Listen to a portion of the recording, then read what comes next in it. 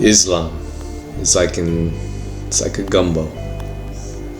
You eat it, it tastes great, it tastes good. But once you start looking into what goes into it, things get a little complicated. When I started studying Islam deeply, I realized that much of what the Quran presents isn't unique. Every theological claim, every description of the universe had parallels in pre-existing religious traditions. That realization made it impossible for me to take it seriously. The Quran describes shooting stars as missiles, thrown by Allah to stop devils from stealing information from heaven. But when I looked deeper, I found that this idea existed in Zoroastrian theology long before Islam. Asian Persian texts and Zoroastrian imagery. So the Quran's cosmology, the structure of the earth, and its astronomical claims weren't new revelations. They were ideas already found in earlier religions. That raised an uncomfortable question. If the Quran is divine revelation, why does it seem to borrow so much from human resources, and in this case, Zoroastrianism?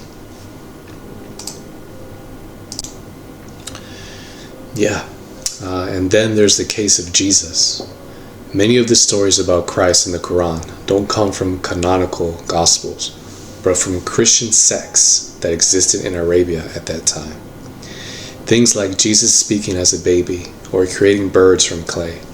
These aren't biblical stories, but they were common in Arabian Christianity. So these stories come from Gnostic texts. You could even look up the Gospel of Thomas, which is a Gnostic text. This means that it contains teachings and beliefs that were deemed heretical by early Christian leaders, particularly its emphasis on spiritual knowledge, gnosis, over traditional Christian practices like baptism and communion, which led to its rejection from the biblical canon. Also, these Gnostic texts, they had inconsistencies in them. The book of the Gospel of Thomas was written way after Thomas died. And there's also geological inconsistencies in this book. There's other books that the Quran steals from, but that's for another topic.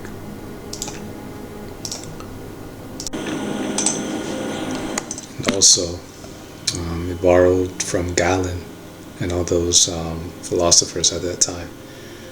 For example, Galen talked about how the embryo is formed, and then later you see in the Quran how Muhammad copied almost verbatim of what Galen wrote about the account on the embryology. So yeah, guys, this was already known during that time, and I love how Muslims always say, how could he have known?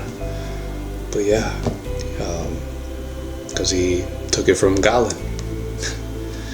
So yeah, let's continue. But yeah, it's hard to ignore the pattern. The Quran's version of religious history closely mirrors the beliefs and myths that were circulating in Muhammad's environment. And then there's Muhammad spent decades as a trader, traveling the major trade routes of Arabia. Every day he would have encountered religious poetry, stories, and theological discussions. When his revelations began, they weren't a radical break from what already existed. This is why when in the Quran you have the Jews saying, Muhammad, we already know these legends. These are legends of old. We've already heard them. You're not bringing anything new here. So yeah, they weren't a radical break from what already existed. They were an amalgamation of what he had seen and heard. In Islam, miracles were first ascribed to Muhammad around 150 to 200 years after his death in the Muslim traditions. But in the eternal, unchanged word of Allah, the Quran, Muhammad refused to do miracles. In fact, in the revelations that Muhammad recites from Allah, he is only described as a plain warner. The Arabic word used here, inama, is a particle that negates everything else. We see the same word used in Revelation to describe the exclusivity of Allah as the only God, and no Muslim would believe anything else about Allah. So according to the Quran, the supposed word of God, unlike Jesus in the Bible, miracles were not a sign of Muhammad's public ministry. In Islam, the Quran itself is considered the miracle. Yeah, so from the moment Muhammad ran out of the cave, claiming to have had his first revelation, 600 years after Christianity originated, to his final recitation before his death, every Muslim, whether living in Muhammad's time or 1400 years later, is required to take the entire Quran at face value.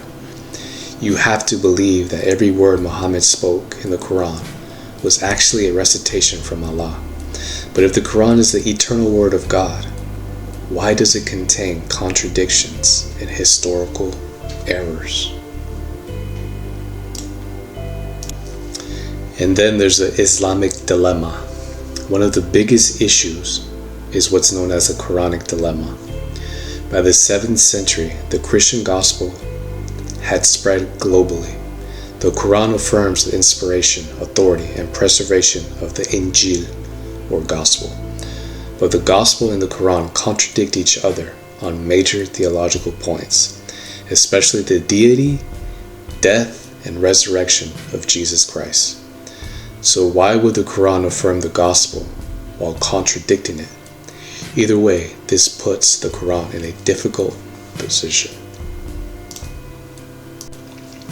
Another thing that stands out to me, or stood out to me, is how many of the Quran's revelations seem to be incredibly beneficial and convenient for Muhammad himself. For example, in Sahih Bukhari 6311, Muhammad's wife Aisha even remarked, "I feel that your Lord hastens to fulfill your wishes and desires." One particularly troubling revelation is found in Surah 424, where Allah allows Muhammad and his followers to have relations with married women they had enslaved or taken captive. So yeah, how convenient, that every time that Muhammad needs something, whether it be to get him out of a situation that he can't do himself, the revelation comes from Allah conveniently at that time. Yeah, let's continue. Against his enemies, the Prophet ﷺ, he didn't make dua against them, he made dua for them. He was not here to punish us, he was here as a mercy. And that's so important, because what person do you know who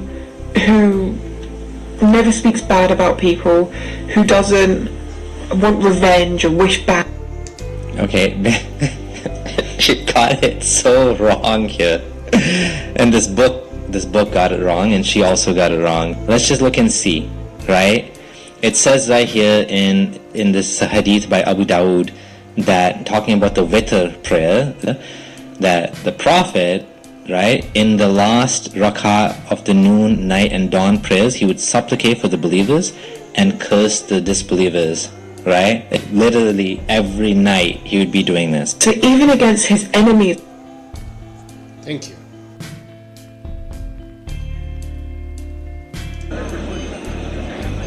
But I tell you who hear me, love your enemies.